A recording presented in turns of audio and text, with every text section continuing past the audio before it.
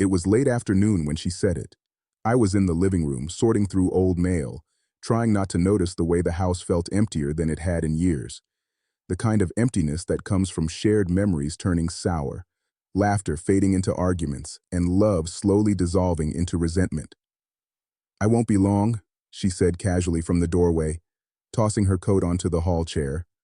I looked up. Her smile was too easy, too rehearsed, like she didn't expect me to care. I didn't move. I didn't even respond. I had learned that day that some words didn't deserve a reaction. "You're not even going to say anything?" she asked, a hint of irritation in her voice. I took a deep breath, steady, controlled. "No," I said. "There's nothing left here for you." Her smile faltered, just for a second, before she tried to mask it with a laugh. "Come on, don't be dramatic. I'm just stepping out for a bit. You're making this a bigger deal than it is." I shook my head. "No, I'm not. I'm just stating facts." For years, I had ignored the signs. The late nights, at work, the phone calls she pretended I didn't hear, the subtle ways she had withdrawn from our marriage. I had tried to give her space, to be understanding, to ignore my own doubts in the name of love. But the last few months had been different. I had seen texts I shouldn't have seen, messages from someone she claimed was just a friend, hints of meetings that didn't exist, and excuses that didn't add up. I had tried to confront her gently, carefully, but each time she shrugged it off, laughed it away, or blamed me for being insecure. Now, standing there, watching her grab her keys, I realized something. I had spent years giving my heart to someone who didn't value it, someone who had already checked out emotionally while I stayed committed, loyal, and hopeful. She tilted her head as if waiting for a response that might change her plans. "You're really going to act like this? Cold, distant, nothing?" I met her eyes calmly. "I'm done waiting for you to choose me. I'm done hoping you'll come back. There's nothing left here for you to take or ruin." She froze.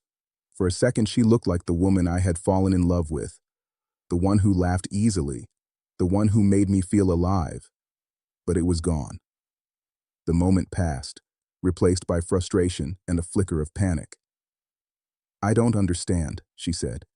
"We've been together for years. How can you just—" "Years don't erase choices," I interrupted gently. "Years don't excuse betrayal. Years don't matter when trust is gone. I've been waiting for you to see that, waiting for you to show me that I mattered. But now I see you never did."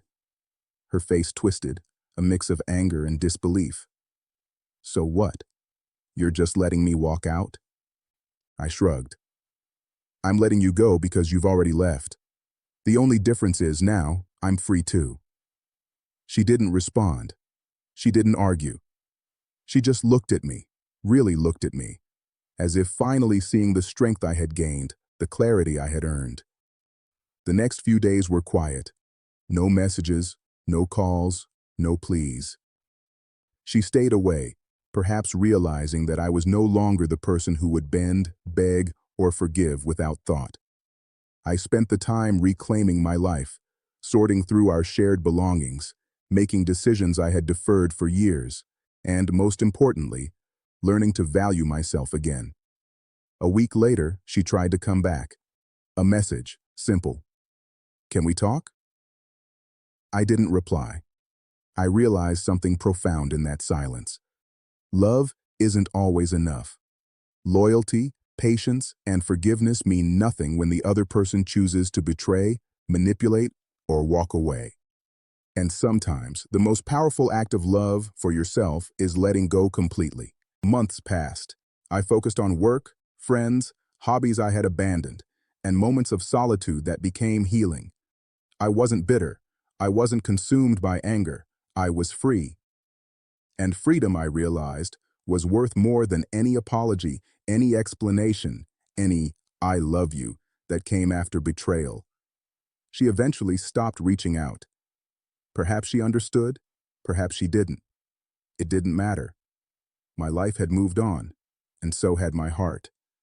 Sometimes, late at night, I sit by the window, looking out at the streetlights, thinking about how easy it would have been to beg, to plead, to let her back in. But I don't. Because standing my ground, choosing myself, and refusing to let her walk all over me again, that's the power of clarity after betrayal. The day she said, "I won't be long," I finally realized something. It wasn't about her leaving or staying. It was about me recognizing my own worth, my own boundaries, and my own strength.